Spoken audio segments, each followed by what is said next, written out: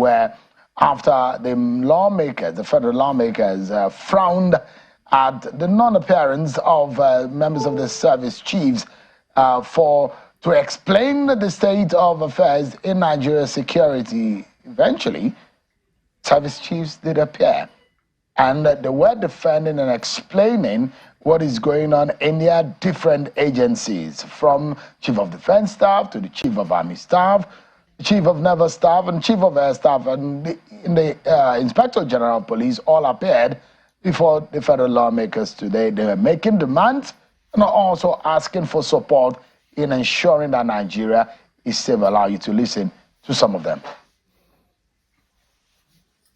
Explosive devices confer advantage on an inferior force. And the classical example I used to use is when you have a force that use crude incendiary made with about 20,000 naira, destroying a tank purchased for about 1 million naira. Some of these encounters come at great cost, not only in equipment, but also in terms of personnel loss. There are a lot of Boko Haram elements that have been captured and have been kept. We have kept them for over 5-6 years. We, the armed forces, cannot prosecute. We can only provide protection for them. Some of them have been found to be wanting, but no prosecution. So we are keeping them for this lengthy period. Everybody accusing the armed forces of keeping them against their human rights, but we cannot prosecute. You do all your efforts. You make an arrest. You hand over. Before you enter your vehicle, the man is released on bail. What the citizens want is performance. They want us to serve them. We are willing to serve them, but we need your cooperation. We need funding. We need more manpower. We need logistics. We need to train our men adequately. We need to improve the welfare of our officers. We want a well-motivated workforce in the police. Well, those are some of the sound bites from members of the service chiefs and the Inspector General of the Police today at the House of Representatives. Tonight, I'm being joined by the Chairman of the House Committee on Defense, Honorable Babajimi Benson. Thank you so much, Honorable, for joining us tonight. Thank you very much, Cheryl. Would you say you were impressed by the appearance and the presentation of the service chiefs and the IG? Absolutely. So it takes me back to the judgment in appointing them. First of all, they all cost 39, the three of them, the Chief of Army Staff, Chief of Naval Staff, Chief of Air Staff. They all got into NDA together. They all share the same room. Yeah, the Chief of Defense Staff is cost 39. So there's camaraderie, there's synergy, and they all gave an excellent account of themselves, despite the initial issues we had with them because they didn't turn up due to unforeseen reasons at the last scheduled dates. They came today, and we were thoroughly impressed with their presentation. We could only see and hear what happened in the full glare of cameras, but there was an executive session behind the door, conversation that you had with them. Does that have to do with issues of what they lack, or what do you think that, what would you say the executive session was about? Number one, we had to go into closed door because they are security chiefs. Even having the four of them or the five of them in a location alone, there's a bit of risk in that. And also the information they're going to provide, right? Our enemies are watching, both internally and externally. Whatever they say may be used against the nation. On some occasions, they've explained to me that they've been to some forests where they see kidnappers or Boko Haram people or insurgents watching TVC or watching channels. So those guys, our enemies, also watch what's going on. So information has to be properly preserved. You understand? So that's why the speaker in his wisdom said we should have an executive session. All right. And I believe that's the right thing to do.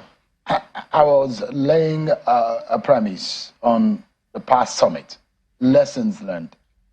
And there are those who will say, these are just talk shops that have not really amounted to anything. And all of this conversation, before we get into the meat of today, as those conversations from the summit under Gbajabiamila and the one before it, what have we learned from all of those things? Yes, we've learned that the legislature is the house of the people. 360 members from various federal constituencies. So they have informed knowledge of what's going on within their constituencies. And we've also learned that an all-society approach is the best way to tackle insecurity.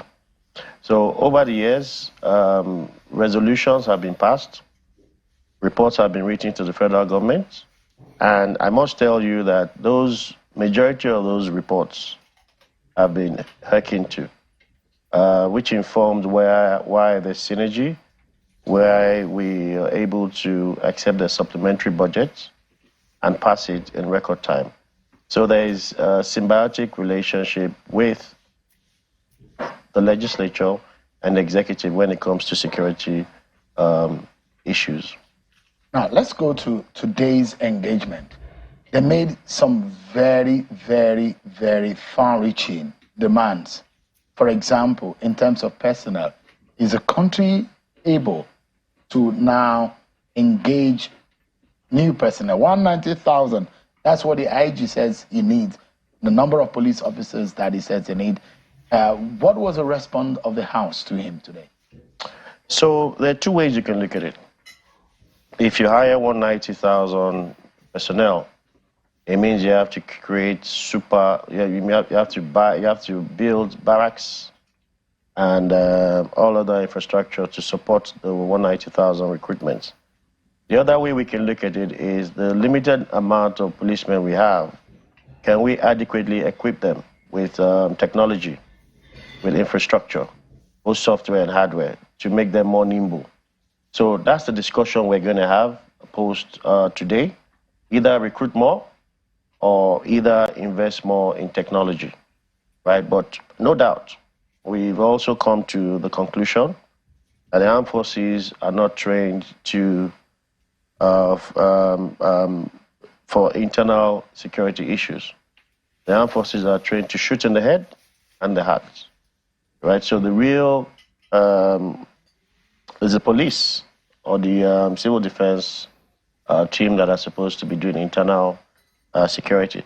So critically, we know that they have to wind down on IS internal security issues.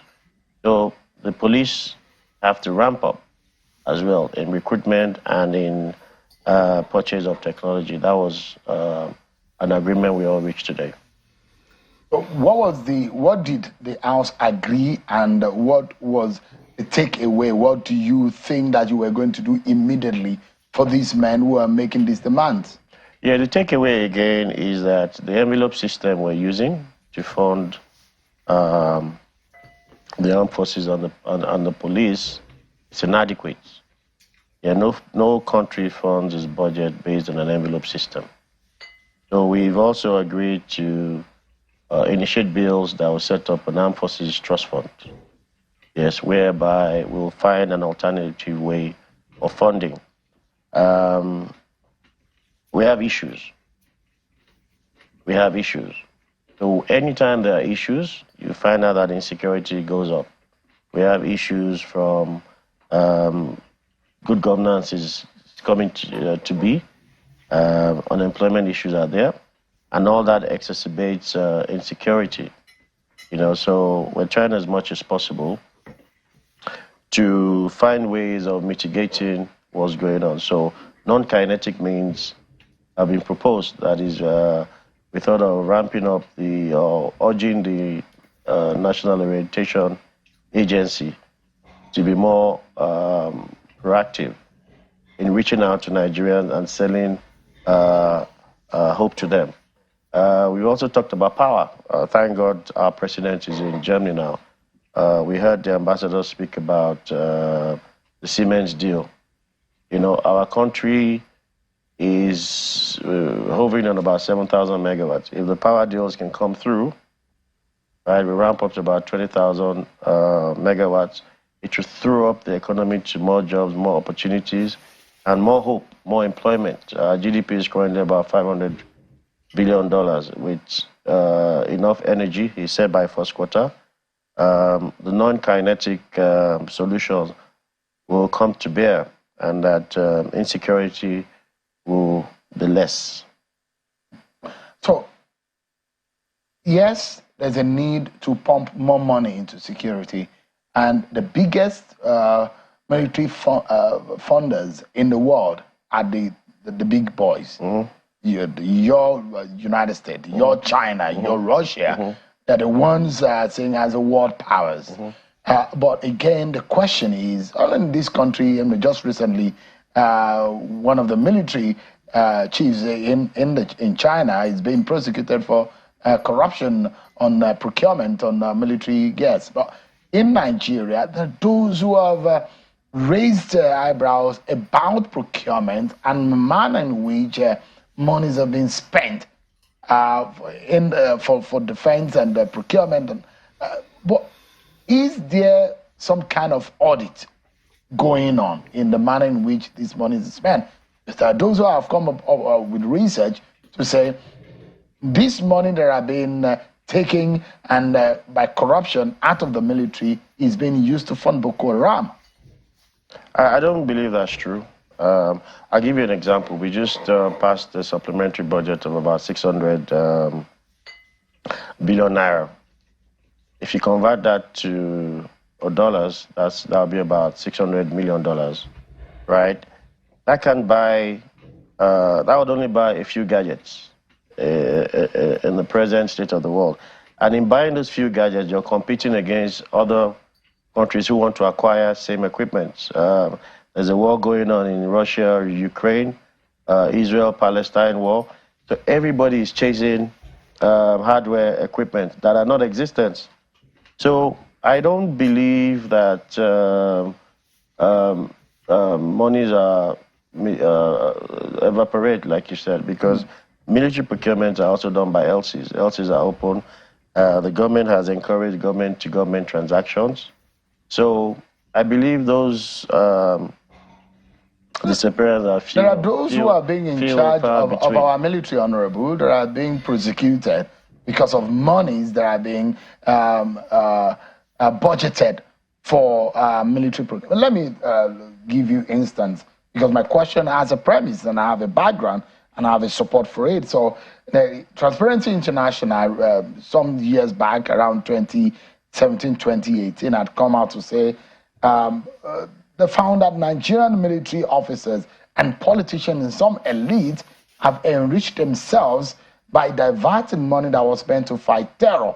In fact, at that time, the vice president had come out to say that about 15 billion US dollar was lost on fraudulent arms procurement deals alone. This is in Nigeria. What year was this? This was in 2017. 2017. Oh. That's news to me. I oversight the committee. I haven't seen any of such money disappear. The last audit we had this last supplementary we did was for the $1 billion arms purchase, which we used to buy the Tucano. And most of those transactions were LC based. You know, so Transparency International, I need to verify that document again. I'll send you the report. Yeah. And maybe it will be good for your own read. Exactly. And also, for the sake, I mean, we do not have this money as a people. Exactly. So why will this money that's supposed to be used to secure the nation goes into the hands of a few people benefiting, and yet and in the other way around, making the enemy to attack us more? Now, there is another angle to all of this, is the issue of intelligence gathering, surveillance. A lot of people will say, nobody march around the cities and in the bushes any longer. There's surveillance. Is Nigeria looking into technology in fighting insecurity in this country? Oh yes, like I always say, they said to us again today about the all societies approach. In other countries, in other neighboring countries, if a stranger walks into the territory, everybody knows. The gendarmes are informed and blah blah blah. So that's why I said the Nigerian Orientation Agency as well needs to do proper enlightenment so that Nigerians can be their brother's keeper. Technology is also being assiduously looked at. Purchases of drones and other devices, smart intelligence, is being deployed so that this insecurity intelligence gathering will be assiduously pursued. Which country are we partnering with? Because there are countries that have been successful in manning their borders. I mean, there are several ungovernable sites within the Nigerian territory. Are we partnering? What are the possibilities? What are we saying? What countries are we talking to? Who are our partners? Oh, the good thing is that Nigeria is a non-aligned country. So we have a lot of people we're talking to. We have Pakistan, we have India, we have the US, we have the UK. And good enough, they are homegrown technology that we're using. We have a couple of companies that have showcased the local border manning devices they've developed.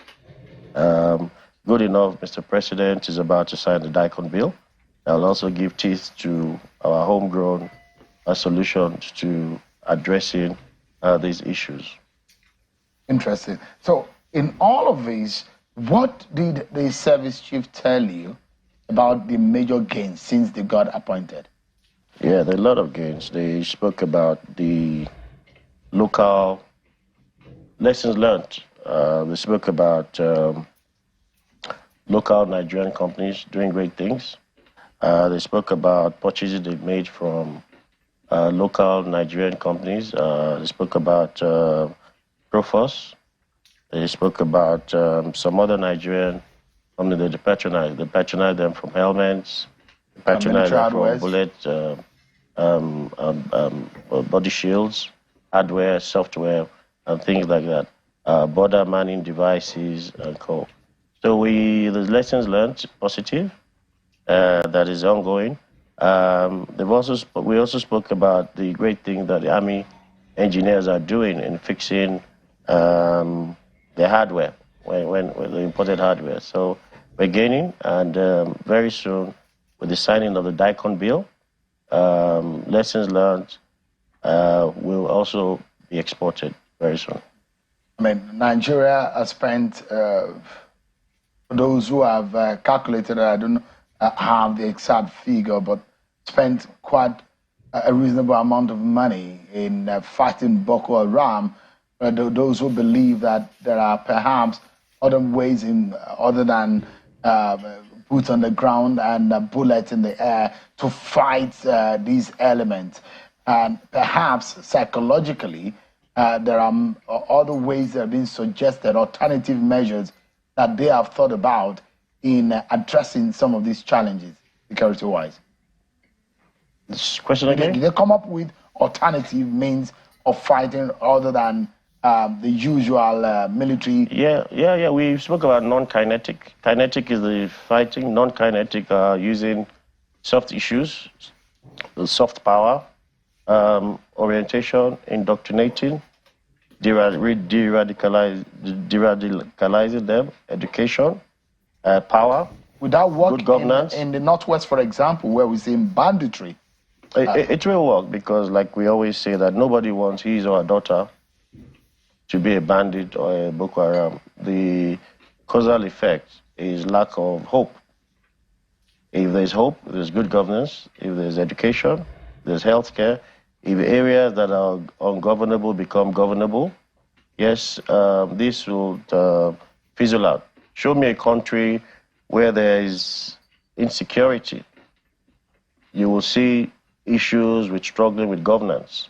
Show me a country with lower insecurity. You will see countries with good governance. So Nigeria is ramping up on its good governance index, and you can see that the president is not sitting in one place. He's going from one place to the other, looking for investment, looking for how the lives of Nigerians will get better. Yeah. But in terms of figures, I mean, and the graph of crime and violence in Nigeria, were they able to convince you that they've been working? Yes, absolutely. Is there a drop? There's a leap into progress. We've seen assiduous progress in what they've done till date. They've only been on the saddle for 6 months, and they gave us assurances, and we have a bit of hope, or we're still watching them. But we feel that the team, the synergy they exuded, the confidence they exuded, we feel that they have something good to offer. Thank you so much. Honorable Babajimi Benson, the chair of the Committee on Defense in the House of Representatives. Thanks so much indeed for your time. Thank you very much.